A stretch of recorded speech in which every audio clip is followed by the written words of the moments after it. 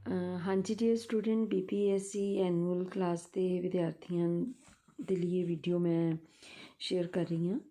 ਤੁਹਾਡੀ ਪੁਸਤਕ ਜਿਹੜੀ ਮੰਚ ਘਰ ਹੈ, ਜਿਸ ਦੇ ਵਿੱਚ ਕੁੱਲ 6 ਇਕਾਂਗੀ ਹੈਗੇ ਨੇ। ਤੁਹਾਨੂੰ ਬੇਟਾ ਇਕਾਂਗੀ ਅਤੇ ਨਾਟਕ ਬਾਰੇ ਇੱਕ ਵੱਖਰਾ ਜਿਹੜਾ ਕੁਐਸਚਨ ਪੇਪਰ ਦੇ ਵਿੱਚ ਪੁੱਛਿਆ ਜਾ ਸਕਦਾ ਹੈ, ਉਹਦੇ ਬਾਰੇ ਮੈਂ ਤੁਹਾਨੂੰ ਬਰੀਫ ਦੱਸ ਰਹੀ ਹਾਂ ਕਿ ਇਕਾਂਗੀ ਨਾਟਕ ਅਤੇ ਇਕਾਂਗੀ ਬੇਸ਼ੱਕ ਇੱਕੋ ਹੀ ਸਾਹਿਤਕ ਪਰਿਵਾਰ ਦੇ ਰੂਪ ਨੇ, ਅਤੇ ਪੂਰੇ ਨਾਟਕ ਦੇ ਵਾਂਗ ਇਕਾਂਗੀ ਵੀ ਇੱਕ ਇਹੋ ਜਿਹੀ ਰਚਨਾ ਹੈ ਜਿਸ ਦੀ ਕਹਾਣੀ ਨੂੰ ਕੁਝ ਲੋਕ ਪਾਤਰਾਂ ਦੇ ਕਾਰਜ ਅਤੇ ਵਾਰਤਾਲਾਪ ਦੁਆਰਾ ਰੰਗਮੰਚ 'ਤੇ ਪੇਸ਼ ਕਰਦੇ ਨੇ। ਭਾਵੇਂ ਨਾਟਕ ਵਾਂਗ ਮੁੱਖ ਕਲਾ ਰੂਪ ਨਹੀਂ, ਪਰ ਇੱਕ ਸੁਤੰਤਰ ਕਲਾ ਰੂਪ ਜ਼ਰੂਰ ਹੈ।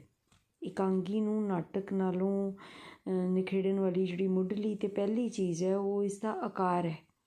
ਭਾਵ ਨਾਟਕ ਜਿਹੜਾ ਹੈ ਉਹ ਲੰਬੀ ਰਚਨਾ ਹੁੰਦੀ ਹੈ, ਘੰਟੇ 1.5 ਘੰਟੇ ਦਾ ਹੁੰਦਾ ਹੈ, ਅਤੇ ਜਿਹੜਾ ਫੁੱਲ ਲੈਂਥ ਨਾਟਕ ਹੈ ਕਈ ਵਾਰੀ 2 ਘੰਟੇ ਦਾ ਵੀ ਹੁੰਦਾ ਹੈ, ਜਿਸ ਨੂੰ ਬ੍ਰੇਕ ਦੇ ਵਿੱਚ ਦਿਖਾਇਆ ਜਾਂਦਾ ਹੈ। ਅਤੇ ਜਿਹੜਾ ਇਕਾਂਗੀ ਹੈ ਉਹ 30 ਤੋਂ ਲੈ ਕੇ 35 ਮਿੰਟ ਤੋਂ ਲੈ ਕੇ 45 ਮਿੰਟ ਤੱਕ ਦੀ ਰਚਨਾ ਹੁੰਦੀ ਹੈ। ਜਿਸ ਤਰ੍ਹਾਂ ਅਸੀਂ ਦੇਖਦੇ ਹਾਂ ਕਿ ਉਂਝ ਤਾਂ ਨਾਟਕ ਵੀ ਇੱਕੋ ਅੰਕ ਦੇ ਵਿੱਚ ਮੁੱਕ ਸਕਦਾ ਹੈ, ਹੈ ਨਾ। ਪਰਦਾ ਇੱਕ ਵਾਰ ਉੱਠਦਾ ਹੈ ਅਤੇ ਨਾਟਕ ਖਤਮ ਹੋਣ 'ਤੇ ਹੀ ਡਿੱਗਦਾ ਹੈ, ਪਰ ਇਕਾਂਗੀ ਦੇ ਵਿੱਚ ਅਜਿਹਾ ਹੋਣਾ ਲਾਜ਼ਮੀ ਹੈ। ਔਰ ਇਕਾਂਗੀ ਦੀ ਸਭ ਤੋਂ ਇੰਪੋਰਟੈਂਟ ਗੱਲ ਜਿਹੜਾ ਹੈ ਉਹ ਗਤੀਸ਼ੀਲ ਕਾਰਜ ਹੈ, ਔਰ ਇਸ ਦਾ ਜਿਹੜਾ ਵੇਗ ਹੈ ਤਿੱਖਾ ਹੁੰਦਾ ਹੈ, ਕਿਉਂਕਿ ਇਹ ਬਹੁਤ 30 ਤੋਂ 35 ਮਿੰਟ ਦੇ ਵਿੱਚ ਖਤਮ ਹੋਣ ਵਾਲੀ ਰਚਨਾ ਹੁੰਦੀ ਹੈ, ਔਰ ਇਹਦੇ ਵਿੱਚ ਕਿਸੇ ਵੀ ਤਰ੍ਹਾਂ ਦਾ ਜਿਹੜਾ ਫਾਲਤੂ ਵਿਸਤਾਰ ਹੈ ਉਹਦੀ ਕੋਈ ਗੁੰਜਾਇਸ਼ ਨਹੀਂ ਹੁੰਦੀ। ਬਿਲਕੁਲ ਜਿਹੜਾ ਇਕਾਂਗੀ ਹੈ ਤਰਾਸ਼ਿਆ ਹੋਇਆ ਆਪਣੀ ਮੰਜ਼ਿਲ ਦੇ ਵੱਲ ਵੱਧਦਾ ਹੈ। ਨਾਟਕ ਦੇ ਵਾਂਗ ਹੀ ਇਹ ਜੀਵਨ ਦੇ ਕਿਸੇ ਵੀ ਮਹਾਂਦ੍ਰਿਸ਼ ਜਾਂ ਵਿਸ਼ਾਲਤਾ ਨੂੰ ਪੇਸ਼ ਕਰਨ ਦੀ ਥਾਂ ਉਸਦੀ ਇੱਕ ਛੋਟੀ ਜਿਹੀ ਜਿਹੜੀ ਪਰ ਮਹੱਤਵਪੂਰਨ ਕਾਤਰ ਹੈ, ਮਹੱਤਵਪੂਰਨ ਜਿਹੜਾ ਛਿੰਨ ਹੈ, ਉਹਨੂੰ ਫੜਦਾ ਹੈ। ਭਾਵ ਨਾਟਕ ਦੇ ਵਿੱਚ ਇੱਕ ਤੋਂ ਜ਼ਿਆਦਾ ਵਿਸ਼ੇ ਹੋ ਸਕਦੇ ਨੇ, ਪਰ ਇਕਾਂਗੀ ਦੇ ਵਿੱਚ ਜਿਹੜਾ ਹੈ ਉਹ ਅਜਿਹੀ ਸੰਭਾਵਨਾ ਨਹੀਂ ਹੁੰਦੀ। ਇਸ ਲਈ ਇਕਾਂਗੀ ਦਾ ਕਥਾਨਕ ਜਿਹੜਾ ਹੈ ਉਹ ਹਮੇਸ਼ਾ ਇਕਹਿਰਾ ਹੁੰਦਾ ਹੈ, ਔਰ ਇਸ ਦੇ ਵਿੱਚ ਬਹੁਤੀ ਵਾਰ ਦ੍ਰਿਸ਼ ਵੀ ਜਿਹੜਾ ਹੈ ਉਹ ਇੱਕੋ ਹੀ ਰਹਿੰਦਾ ਹੈ। ਇਹਦਾ ਜਿਹੜਾ ਕਥਾਨਕ ਹੈ ਉਹ ਇਕਹਿਰਾ ਹੁੰਦਾ ਹੈ, ਔਰ ਇਹਦੇ ਵਿੱਚ ਸਮੇਂ, ਸਥਾਨ ਅਤੇ ਕਾਰਜ ਦੀ ਜਿਹੜੀ ਏਕਤਾ ਹੈ ਉਹ ਇਹਨਾਂ ਤਿੰਨਾਂ ਦੀ ਆਪਣੇ ਆਪ, ਕਿਉਂਕਿ ਇਕਾਂਗੀ ਛੋਟਾ ਹੁੰਦਾ ਹੈ ਔਰ ਸਮੇਂ, ਸਥਾਨ ਅਤੇ ਕਾਰਜ ਦੀ ਏਕਤਾ ਇਹਦੇ ਵਿੱਚ ਬਣੀ ਰਹਿੰਦੀ ਹੈ। ਹੁਣ ਸਮੇਂ ਦੀ ਏਕਤਾ ਤੋਂ ਕੀ ਭਾਵ ਹੁੰਦਾ ਹੈ ਕਿ ਨਾਟਕ ਦੇ ਵਿੱਚ ਜਿਹੜੀ ਪੇਸ਼ ਕਹਾਣੀ ਹੈ ਉਸ ਦੇ ਕਾਰਜ ਦਾ ਜਿਹੜਾ ਸਮਾਂ ਹੈ ਉਹ ਬੜਾ ਨਿਸ਼ਚਿਤ ਹੋਵੇ 30-35 ਮਿੰਟ ਤੋਂ।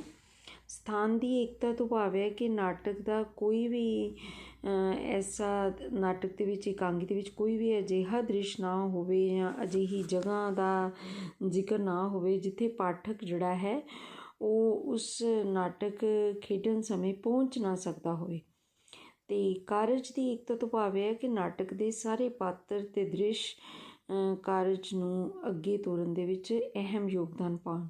ਭਾਵੇਂ ਅੱਜ ਦੇ ਸਮੇਂ ਦੇ ਵਿੱਚ ਇਕਾਂਗੀ ਜਾਂ ਨਾਟਕ ਖੇਡਣ ਨੂੰ ਲਿਖਣ ਦੀਆਂ ਪ੍ਰਵਿਰਤੀਆਂ ਜਾਂ ਕੁਝ ਰੁਝਾਨ ਜਿਹੜੇ ਨੇ ਉਹ ਬਦਲੇ ਵੀ ਨੇ, ਪਰ ਜਦੋਂ ਅਸੀਂ ਇਕਾਂਗੀ ਦੇ ਮੂਲ ਲੱਛਣਾਂ ਵੱਲ ਦੇਖਦੇ ਹਾਂ ਅਤੇ ਅਸੀਂ ਦੇਖਦੇ ਹਾਂ ਕਿ ਜੇ ਅਸੀਂ ਮੋਟੇ ਤੌਰ 'ਤੇ ਦੇਖਣਾ ਹੋਵੇ ਕਿ ਨਾਟਕ ਦਾ ਇਕਾਂਗੀ ਦੇ ਨਾਲੋਂ ਕੀ ਅੰਤਰ ਹੈ, ਅਤੇ ਅਸੀਂ ਦੇਖਦੇ ਹਾਂ ਕਿ ਇਹਦਾ ਜਿਹੜਾ ਕਥਾਨਕ ਹੈ, ਇਹਦੀ ਜਿਹੜੀ ਕਹਾਣੀ ਹੈ ਉਹਦੇ ਵਿੱਚ ਇਕਹਿਰਾਪਨ ਹੁੰਦਾ ਹੈ ਨਾ। ਬਿਲਕੁਲ ਪ੍ਰਭਾਵ ਦੀ ਏਕਤਾ ਉਹਦੇ ਵਿੱਚ ਕਾਇਮ ਰਹਿੰਦੀ ਹੈ। ਗਤੀ ਦਾ ਖਾਸ ਤੌਰ 'ਤੇ ਧਿਆਨ ਰੱਖਿਆ ਜਾਂਦਾ ਹੈ, ਔਰ ਇਹ ਘੱਟ ਤੋਂ ਘੱਟ ਸਮੱਗਰੀ ਦੇ ਨਾਲ ਵੱਧ ਤੋਂ ਵੱਧ ਪ੍ਰਭਾਵ ਸਥਾਪਿਤ ਕਰਦਾ ਹੈ। ਮਤਲਬ ਇੱਕ ਤਾਂ ਇਹਦੇ ਵਿੱਚ ਪਾਤਰ ਵੀ ਜ਼ਿਆਦਾ ਨਹੀਂ ਹੁੰਦੇ, ਇਹਦੇ ਵਿੱਚ ਸਮੱਗਰੀ ਵੀ ਘੱਟ ਹੁੰਦੀ ਹੈ, ਜਿਹੜੀ ਪ੍ਰੋਪਰਟੀ ਹੈ ਉਹ ਵੀ ਬਹੁਤ ਘੱਟ ਵਰਤੀ ਗਈ ਹੁੰਦੀ ਹੈ, ਕਿਉਂਕਿ ਕਥਾਨਕ ਜਿਹੜਾ ਹੈ ਉਹ ਇਕਹਿਰਾ ਹੁੰਦਾ ਹੈ। ਸੋ ਅਸੀਂ ਕਹਿ ਸਕਦੇ ਹਾਂ ਕਿ ਇਕਾਂਗੀ ਜਿਹੜਾ ਹੈ ਉਹ ਸੰਖੇਪ, ਬੜਾ ਦਿਲਚਸਪ, ਅਤੇ ਉਹਦੀਆਂ ਜਿਹੜੀਆਂ ਘਟਨਾਵਾਂ ਨੇ ਬੜੀਆਂ ਨਾਟਕੀ ਹੁੰਦੀਆਂ ਨੇ, ਨਾਟਕੀਅਤਾ ਉਹਦੇ ਵਿੱਚ ਜ਼ਿਆਦਾ ਹੁੰਦੀ ਹੈ।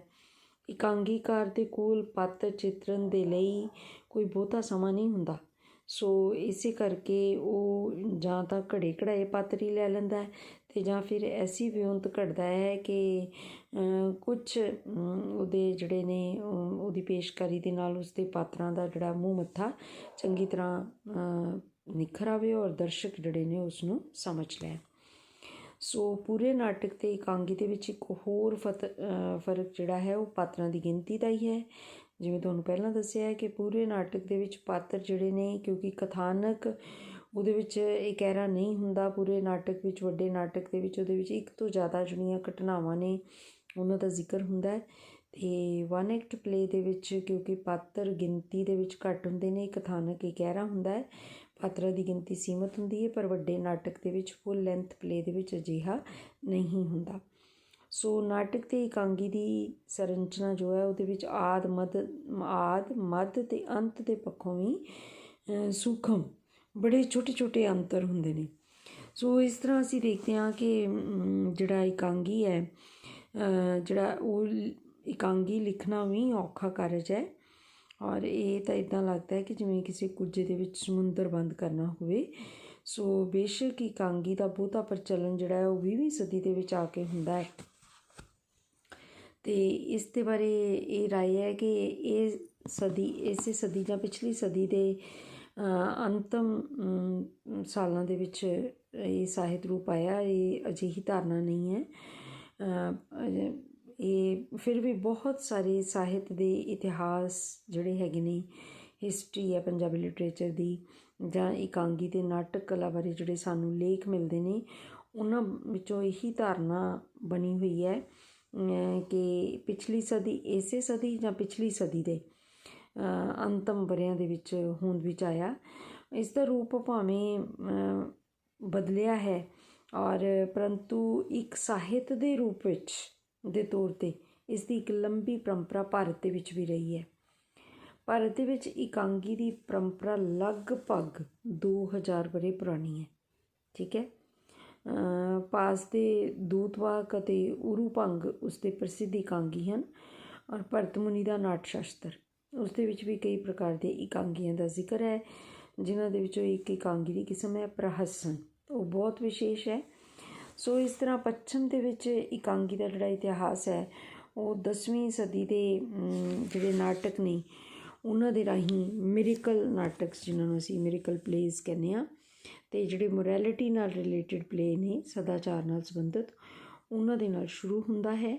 ਸੋ 19ਵੀਂ ਸਦੀ ਤੱਕ ਜਿਹੜੀ ਪੱਛਮੀ ਸਟੇਜ ਹੈ ਉਹ ਪੂਰੀ ਤਰ੍ਹਾਂ ਪ੍ਰੋਫੈਸ਼ਨਲ ਹੋ ਚੁੱਕੀ ਸੀ, ਪੇਸ਼ਾਵਰ ਰੂਪ ਧਾਰਨ ਕਰ ਚੁੱਕੀ ਸੀ। ਔਰ ਉਸ ਸਮੇਂ ਵੱਡੀਆਂ ਵੱਡੀਆਂ ਜਿਹੜੀਆਂ ਥੀਏਟਰ ਕੰਪਨੀਆਂ ਸੀ, ਉਹ ਵੱਡੇ ਵੱਡੇ ਨਾਟ ਘਰਾਂ ਦੇ ਵਿੱਚ ਦਰਸ਼ਕਾਂ ਦਾ ਮਨੋਰੰਜਨ ਕਰਨ ਦੇ ਲਈ ਨਾਟਕ ਖੇਡਦੀਆਂ ਸਨ। ਔਰ ਨਾਟਕ ਖੇਡਣ ਤੋਂ ਪਹਿਲਾਂ ਉਹ ਬੇਟਾ ਇੱਕ ਨਾ ਛੋਟਾ ਜਿਹਾ ਇਕਾਂਗੀ, ਮੂਲ ਨਾਟਕ ਖੇਡਣ ਤੋਂ ਪਹਿਲਾਂ ਛੋਟਾ ਜਿਹਾ ਇਕਾਂਗੀ ਖੇਡਦੇ ਸਨ ਉਹ ਲੋਕ, ਔਰ ਇਹਨੂੰ ਕਰਟਨ ਰੇਜ਼ਰ ਕਿਹਾ ਜਾਂਦਾ ਸੀ। ਭਾਵ ਜਿਹਨੂੰ ਅਸੀਂ ਪਰਦਾ ਚੁੱਕਣਾ ਜਾਂ ਝਾਕੀ ਉਠਾਉਣਾ ਕਹਿੰਦੇ ਹਾਂ, ਇਹ ਕਰਟਨ ਰੇਜ਼ਰ ਹੀ ਜਿਹੜਾ ਹੈ ਆਧੁਨਿਕ ਇਕਾਂਗੀ ਦਾ ਪੁਨਰ ਜਨਮ ਅਤੇ ਲੋਕਪ੍ਰਿਯਤਾ ਦਾ, ਇਹ ਕਰਟਨ ਰੇਜ਼ਰ ਹੀ ਦੇ ਵਿੱਚੋਂ ਹੀ ਇਕਾਂਗੀ ਦਾ ਜਨਮ ਹੋਇਆ। ਸੋ ਜਿਹੜਾ ਪੰਜਾਬੀ ਦਾ ਆਧੁਨਿਕ ਇਕਾਂਗੀ ਹੈ ਉਸ ਦੀ ਸ਼ੁਰੂਆਤ 1913 ਦੇ ਵਿੱਚ ਨੌਰਾ ਰਿਚਰਡ ਦੀ ਪ੍ਰੇਰਨਾ ਦੇ ਨਾਲ IC ਨੰਦਾ ਕਰਦਾ ਹੈ। ਪਹਿਲਾ ਇਕਾਂਗੀ ਸੁਹਾਗ ਲਿਖ ਕੇ,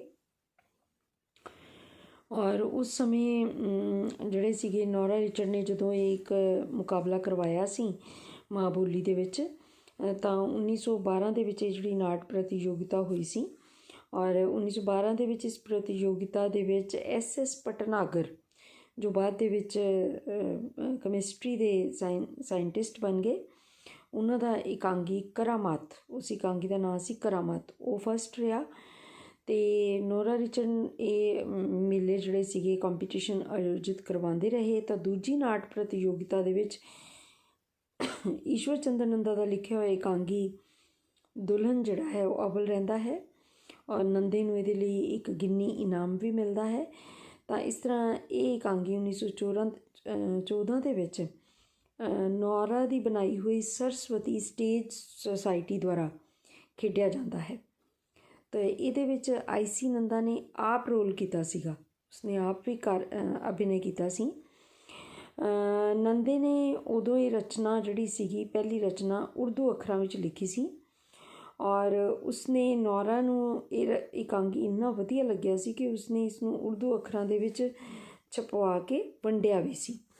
ਸੋ ਇਸ ਤਰ੍ਹਾਂ ਇਹ ਜਿਹੜੀ ਪੰਜਾਬੀ ਇਕਾਂਗੀ ਦੀ ਆਧੁਨਿਕ ਪੰਜਾਬੀ ਨਾਟਕ ਅਤੇ ਰੰਗਮੰਚ ਦੀ ਜਿਹੜੀ ਗੱਲ ਤੁਰਦੀ ਹੈ, ਹੁਣ ਤੱਕ ਇਸ ਦੀ ਉਮਰ 107 ਸਾਲ ਦੀ ਹੋ ਚੁੱਕੀ ਹੈ ਔਰ ਹੁਣ ਤੱਕ 5 ਪੀੜ੍ਹੀਆਂ ਦੇ ਜਿਹੜੇ ਨਾਟਕਕਾਰ ਅਤੇ ਇਕਾਂਗੀਕਾਰ ਸਾਡੇ ਸਾਹਮਣੇ ਆ ਚੁੱਕੇ ਨੇ, ਜਿਨ੍ਹਾਂ ਨੇ ਪੰਜਾਬੀ ਰੰਗਮੰਚ ਨੂੰ ਬਹੁਤ ਮਹੱਤਵਪੂਰਨ ਲੀਹਾਂ ਦੇ ਨਾਲ ਉੱਤੇ ਤੋਰਿਆ ਹੋਇਆ ਹੈ। ਅਤੇ 1939 ਤੱਕ ਜਿਹੜੇ ਇਕਾਂਗੀ ਮਤਲਬ ਆਜ਼ਾਦੀ ਤੋਂ ਪਹਿਲਾਂ 1947 ਤੱਕ ਇਹ ਇਕਾਂਗੀ ਖੇਡੇ ਜਾਂਦੇ ਰਹੇ। ਫਿਰ ਜਦੋਂ 1947 ਵਿੱਚ ਮੁਲਕ ਵੰਡਿਆ ਗਿਆ, ਅੱਧਾ ਪੰਜਾਬ ਜਿਹੜਾ ਸੀਗਾ ਉਹ ਪਾਕਿਸਤਾਨ ਵੱਲ ਚਲਾ ਗਿਆ, ਅੱਧਾ ਇੱਧਰ ਰਹਿ ਗਿਆ, ਤਾਂ ਉਸ ਵੇਲੇ ਬਹੁਤ ਸਾਰੀ ਜਿਹੜੀਆਂ ਸਥਿਤੀਆਂ ਸੀ ਖਰਾਬ ਹੋਣ 'ਤੇ ਬਹੁਤ ਸਾਰੇ ਨਾਟਕਕਾਰ ਇਕਾਂਗੀਕਾਰ ਦਿੱਲੀ ਚਲੇ ਗਏ। ਤਾਂ ਉਸ ਤੋਂ ਬਾਅਦ ਫਿਰ 1965-66 ਦੇ ਵਿੱਚ ਗੁਰਸ਼ਰਨ ਭਾਜੀ ਨੰਗਲ ਤੋਂ ਆ ਕੇ ਅੰਮ੍ਰਿਤਸਰ ਦੇ ਵਿੱਚ ਪੰਜਾਬੀ ਰੰਗਮੰਚ ਦੀ ਇਸ ਲੀਹ ਨੂੰ ਅੱਗੇ ਤੋਰਦੇ ਨੇ। ਅਤੇ ਇਸ ਦਰਮਿਆਨ 1947 ਤੋਂ ਪਹਿਲਾਂ 1938-39 ਦੇ ਵਿੱਚ ਗੁਰਬਖਸ਼ ਸਿੰਘ ਪ੍ਰੀਤਲੜੀ ਨੇ ਪ੍ਰੀਤ ਮੁਕਟ, ਹੋਣੀ ਦਾ ਲਿਸ਼ਕਾਰਾ, ਇਹ ਅਜਿਹੇ ਕੁਛ ਜਿਹੜੇ ਇਕਾਂਗੀ ਨੇ ਪੂਰਬ ਅਤੇ ਪੱਛਮ, ਇਹਨਾਂ ਦੀ ਰਚਨਾ ਕੀਤੀ ਔਰ ਇਹ ਇਕਾਂਗੀ ਖੇਡੇ ਵੀ ਗਏ। ਹੋਰ ਵੀ ਬਹੁਤ ਸਾਰੇ ਜਿਹੜੇ ਨਾਟਕਕਾਰ ਸਨ ਉਹ ਪ੍ਰੀਤਨਗਰ ਆਉਂਦੇ ਸਨ। ਸੋ ਇਸ ਤਰ੍ਹਾਂ ਇਹ ਦੌਰ ਜਿਹੜਾ ਸੀਗਾ ਉਹ ਚੱਲਦਾ ਰਿਹਾ ਅਤੇ ਅੱਜ ਤੱਕ ਵੀ ਆਧੁਨਿਕ ਇਕਾਂਗੀ ਜਿਹੜਾ ਹੈ, ਪੰਜਾਬੀ ਭਾਸ਼ਾ ਦਾ ਇਹ ਆਧੁਨਿਕ ਇਕਾਂਗੀ ਅੱਜ ਬਹੁਤ ਬੁਲੰਦੀਆਂ 'ਤੇ ਹੈ ਔਰ ਬਹੁਤ ਸਾਰੇ ਇਕਾਂਗੀ ਨਾਟਕ ਲਿਖੇ ਅਤੇ ਖੇਡੇ ਜਾ ਰਹੇ ਨੇ। ਔਰ ਸਭ ਤੋਂ ਜ਼ਿਆਦਾ ਜਿਹੜਾ ਰੰਗਮੰਚ ਹੈ ਇਸ ਵੇਲੇ ਅੰਮ੍ਰਿਤਸਰ ਦੇ ਵਿੱਚ ਹੋ ਰਿਹਾ ਹੈ। ਵੈਸੇ ਮਾਲਵੇ ਦੇ ਵਿੱਚ ਵੀ, ਬਠਿੰਡੇ, ਪਟਿਆਲੇ ਅਤੇ ਇਹ ਨਾਟਕ ਜਿਹੜੇ ਨੇ ਕਾਫੀ ਵੱਡੀ ਗਿਣਤੀ ਦੇ ਵਿੱਚ ਹੁੰਦੇ ਨੇ। ਸੋ ਪੰਜਾਬੀ ਨਾਟਕ ਅਤੇ ਰੰਗਮੰਚ ਦੀ ਆਪਣੀ ਇੱਕ ਭਰਵੀਂ ਭਰਪੂਰ ਪਰੰਪਰਾ ਰਹੀ ਹੈ ਜਿਹੜੀ ਅੱਜ ਤੱਕ ਜਾਰੀ ਹੈ।